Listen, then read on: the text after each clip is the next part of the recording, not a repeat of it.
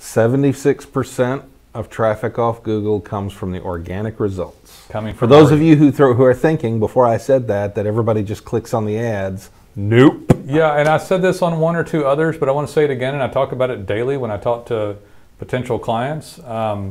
But I'll have this comment made at least once a week, and someone will say, well, everybody's clicking on the ads up at the top. And now you know what I'll say? I'll say, but you don't click on the ads. I said, do you? And they're like, well, no. I said, I don't click on the ads. I mean, I might sometimes, but probably about 24% of the time I might.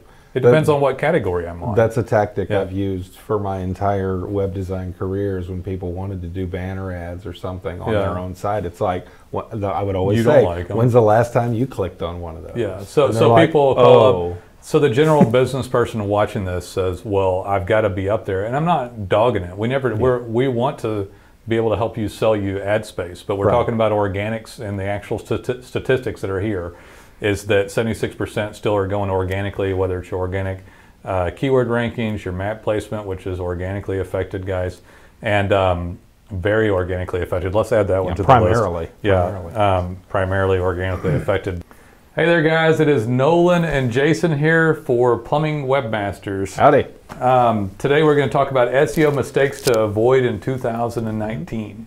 Many of which are the same SEO mistakes you should have avoided in 2018, but we have to tell you this every year. There's a few changes, a few changes here. So, I mean, some obvious stuff is like cheap template-based sites, right? Yeah, that should be so far off everybody's radar by now. It's not, though. But it's not, but it should be. He dismisses it because he's a creative director here, but like why? Why should they be avoided?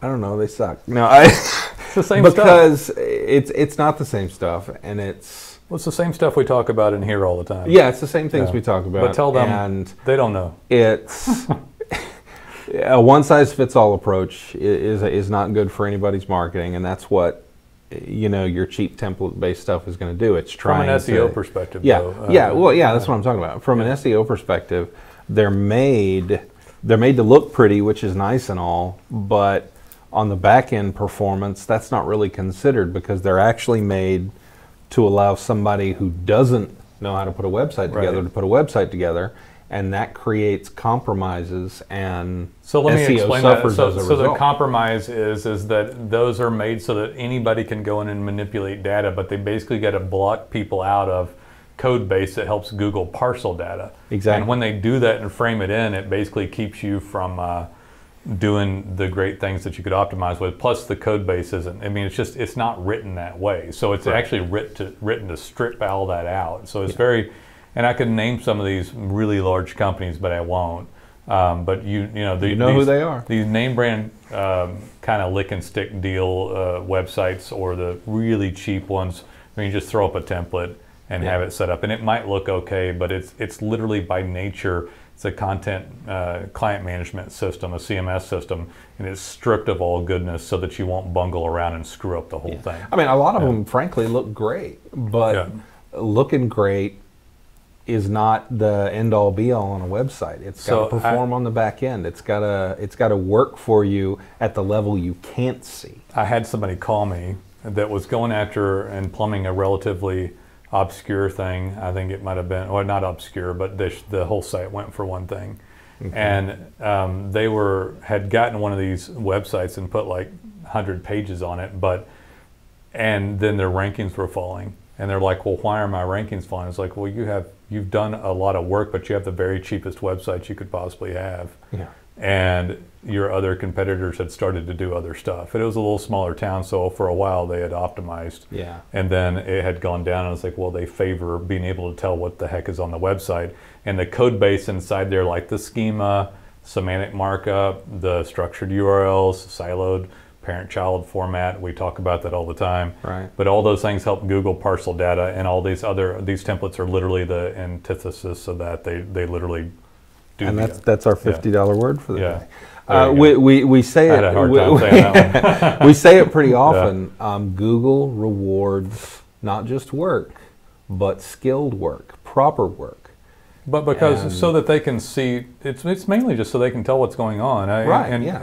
There's a guy here in the office that I really like working with who calls it signals. I call it points and a grade, but I think it signals is, Google gets signals, and they also, so some things they don't really penalize much anymore. They just give credit. Penalty has kind of been replaced with ignoring, right? Yeah, they either give you credit or they ignore it. So they ignore you or they give it credit. That leads in the next one, ignoring organic. So we're gonna that's just crazy. We're gonna include a lot of stuff here that we've brought into some other ones recently. So this will be a compilation. But what did we hear at a conference about a month ago now? 76% of traffic off Google comes from the organic results. For those of you who are thinking before I said that everybody just clicks on the ads, nope. Yeah, and I said this on one or two others, but I want to say it again, and I talk about it daily when I talk to potential clients. But I'll have this comment made at least once a week, and someone will say, well, everybody's clicking on the ads up at the top. And now you know what I'll say? I'll say, but you don't click on the ads. I said, do you? And they're like, well, no. I said, I don't click on the ads. I mean, I might sometimes, but probably about 24% of the time I might. It depends on what category I'm on. That's a tactic I've used for my entire web design careers when people wanted to do banner ads or something on their own site. It's like, I would always say, when's the last time you clicked on one of those? Yeah, so people call up. So the general business person watching this says, well, I've got to be up there. And I'm not dogging it. We want to be able to help you sell you ad space, but we're talking about organics, and the actual statistics that are here is that 76% still are going organically, whether it's your organic keyword rankings, your map placement, which is organically affected, guys, and very organically affected. Let's add that one to the list. Primarily organically affected, but they don't. Anyway, ignoring organic is a mistake because the vast majority of people are clicking on it, and the knee jerk that everybody wants to say is that they're all up there clicking on the ads, and that's just not true. I'll give you something else about this, and it's slightly off topic, but not much. I was reading a blog this morning, and it was stating how there's actually are still less paid spots on Google than there used to be. So because they took down the sidebar. If you add the sidebar, so everyone bitches about it nonstop. But if you take into account that they used to have a sidebar on the side, which it was 2 or 3 ads up here, 2 or 3 on the bottom, on the sidebar, and 2 or 3 on the bottom, 8 on the side or something. All the way down. So if you calculate in the sidebar, they had to change the design to go to mobile friendly. Mobile first. So that it's mobile first. And so when they did that, they lost a ton of ads, and only recently did they add back in a few. And so majority are still organic. If you're thinking anything else or not messing with it, it's a huge mistake. And let's lead into mapping on that. Is mapping organically affected? Mapping is an organic result, with the exception of the paid map ads. Exception of the paid. So for example to this is somebody with a ton of I'm sorry, my brain just went off to something. It's something funny, but it's not relevant to the. So something with like if your map shows up on there and somebody with a ton of reviews and they're not in the top 3, it's like, why? It's because they're missing all these other signals or points or grades, right? So you're missing doing regular work on your site or content changes, blogging, citations, linking, all this other stuff. All things being equal, your map result is affected by 2 things: your location and your organic effort. Those are the 2 factors. So I've got something to go on. Of course, the organic effort is itself about 100 different factors. Hundreds and hundreds, if not thousands. I mean, the algorithm gets smarter and adds more little signals all the time, right? Constantly. So I've got something that's interesting here that'll lead into the next one. Do we protest to be smarter than the group of people at Google? Not to their faces. We're not. We don't. No, we really just don't. We follow rules. We follow rules and then do as many signals for the client as we can. Right.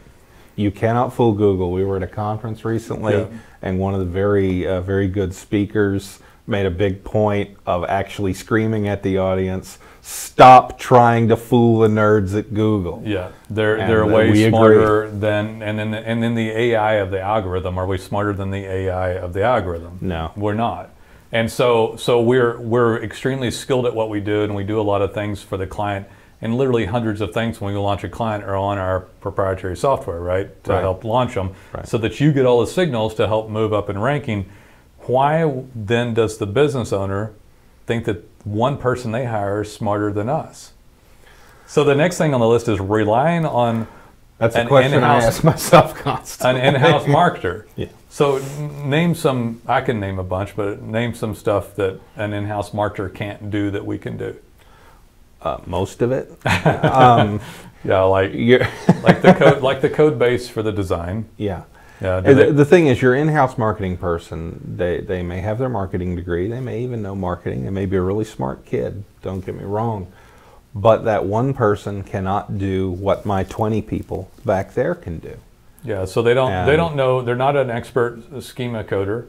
They don't do structured content to the degree that we do. We literally get degreed people only that already were writers that were vetted out with an editor on staff in continual training. Right. And it changes all the time, and right now we're doing extremely structured deep dive content, like lots of words. Yeah, Google had some algorithmic changes fairly recently on the kind of content we wanted to see. And I had to go back there in my writer's room and say, okay guys, what we've been doing for the last 6 months, we're doing all of it differently now. And we had to basically go through a bunch of retraining, and we do that on a constant basis. Constantly retraining, doing it. The amount of things that it takes, and here's one more point to illustrate this, is that not one person here could do it. And let me... Yeah, I can't do it all by myself. I would never claim that. Let me tell you that you wouldn't want to pay for the number one people here that still couldn't do it for you. So the person you're hiring is like really low skill set for the money that you're bringing in, and you would need 3 to 4 of them before you could turnkey the operation, right? So, and even if you had 3 to 4 of them, so let's like say, well, Nolen, I'm a big shot plumber, man. We got like 50 trucks on the road. I'm just going to hire 3 or 4. Well, good luck managing them. You know, yeah. Good luck with that. So do you, I'm a creative guy. That's my background, and I manage a bunch of creative people. Good luck. Yeah. We're a pain in the ass, let me tell you. Well, it's no different than anyone else. I'll put it this way. So you don't know what needs to be done. One person doesn't know what needs to be done. So you get several people, and you still don't know what needs to be done. And explain to me how you'd manage your plumbing business if you had no idea what the plumbers were doing. You'd go out of business immediately. So trying to do it in-house is not a good move, and for some reason happens all the time. Frequently. All the time. I had somebody call me the other day with 7 locations with an in-house marketer with a basic template. It was awful. Just absolutely awful. And they had an in-house marketer. I know why they do it. You guys get frustrated from getting messed around by SEOs, and then you try to do it, but it doesn't make any sense. You want to control it. You want it in-house. We get it. But it doesn't, you just need to fight until you find somebody to help you. There's not to say you can't do stuff on your own, and I'll do that too, so it isn't just self-serving stuff here that we're talking about. You can do social posts, go ahead and cover some of them. You could do some videos on your end. You can definitely get reviews on your end. That's something you want to do. This was mistakes though, but those are things you can do on your end. Yeah. One trick. I want to just real briefly. I want to talk about the marketing person thing. Is one of the things, and we've run into this. The reason it's on my mind is we've run into it a couple of times recently. Is you'll get the people, especially like your very recent college grad with their shiny marketing degree. They seem like they know more than you, right? And and they talk in a lot of, for lack of a better term, fluffy terms. Yeah, they are fluffy. And they talk about some sort of pie in the sky. Social media will save you because... And you hear about a lot of things about engagement and stuff and all this other stuff and your brand and the warmth. It's almost of like your old message school agency terminology with an individual but misapplied. That doesn't have the agency behind them. Exactly. Right. And all that stuff sounds great, but here's the thing. It doesn't matter how fluffy your brand is if no one ever finds you online. They got to find you first, and that's first, and all that other stuff. Yeah, the funnel doesn't matter if nothing's going in the funnel. If the funnel's got a cap on it, the funnel may as well not exist. It's like funnel sounds great, but where's the business? Yeah.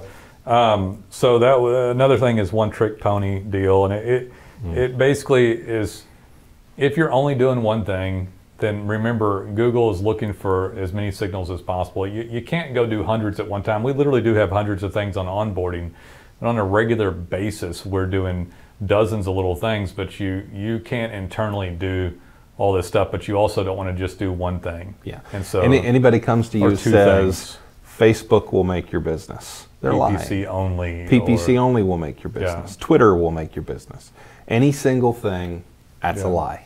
It's just you need to be working on tons of things at one time. We can do 80% of those better than the client. Right. There are some stuff that you might be able to do better. Two of the most obvious for me is we do Facebook ad spend better than the client, but we don't post unique photos and videos better than the client because we're not in your office. Yeah, we're not out at your job site taking pictures of what you've just done.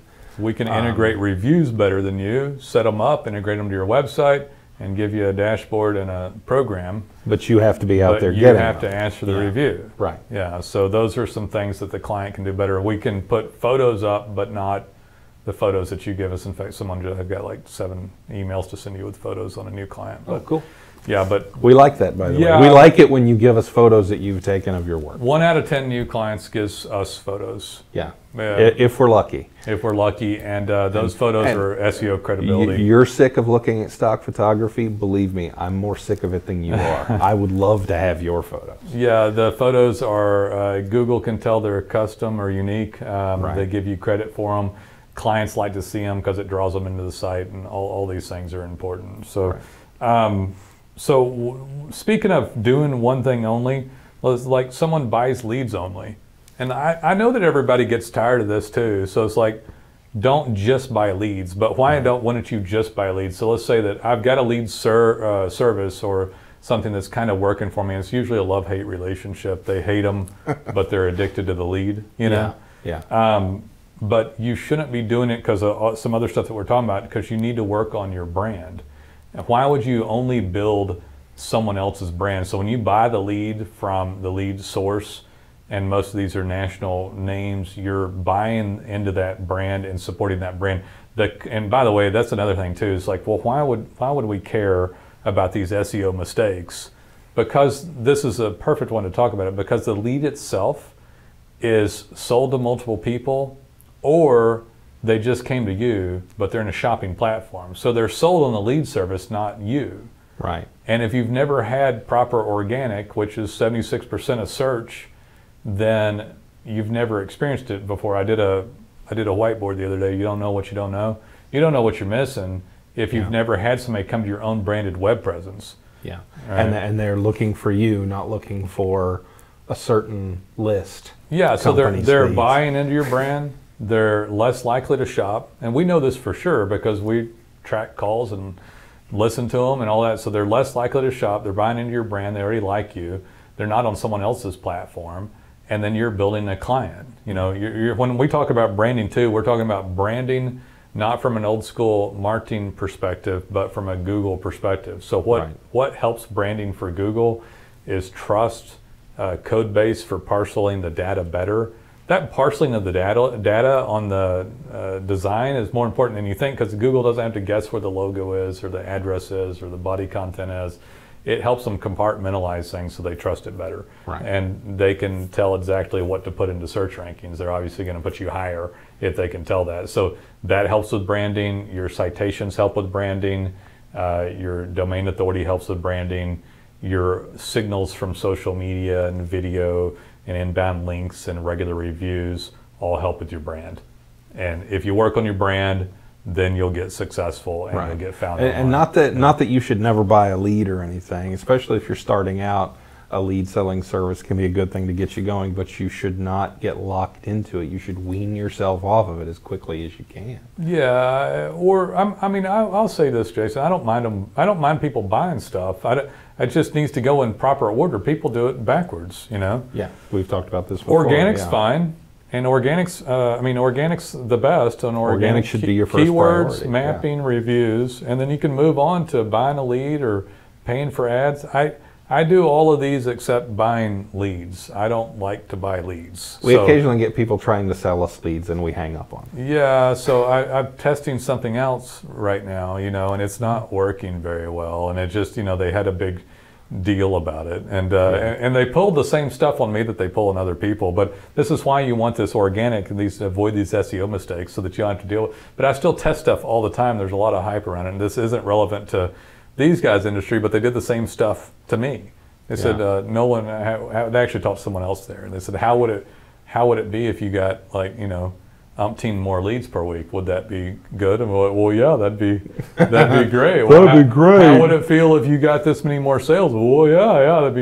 It hadn't turned out anything like they said, you know. It never does. And I think I'm not going to be out much. I tried that. We're constantly trying stuff in here because when we find something, we turn it back around to the client and offer the service or do it for you. Everything we tell you to do, we do for ourselves. Yeah, we've done all of it except. That point a lot too. I don't have a problem with some of them buying. There's a lead source here and there that they like. Yeah. But it's not going to be as good as organic. Right. But it can be a part of a healthy one for you. For me, I've never found one. It's real wishy-washy, weirdo stuff, and I don't like them. I don't, for the same reasons you guys don't like it. They end up with the same thing. Yeah. So, but I do focus enough on organic. I do AdWords. I do Facebook and all the primary stuff. And I've got enough of that coming in that thank God I don't have to deal with those leads. Right.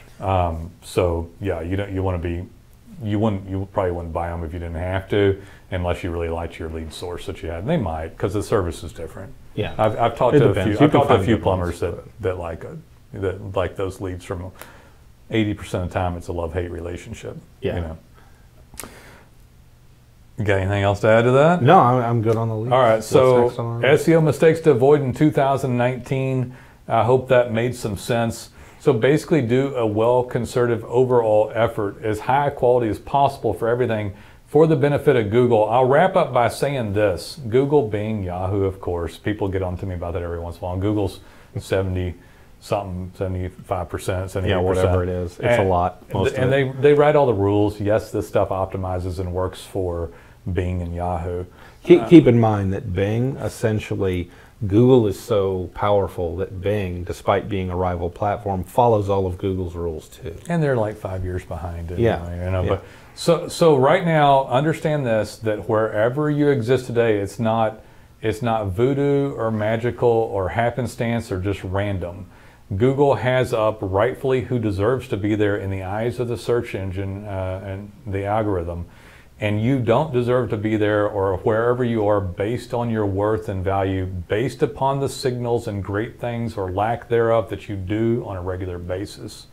Of course, Plumbing Webmasters does these things for you, and we obviously should be part of anybody's successful online campaign, and we're happy to answer any questions. I hope that made some sense, and we'll see you next year for the same one and many videos in between then. See you later. Bye-bye.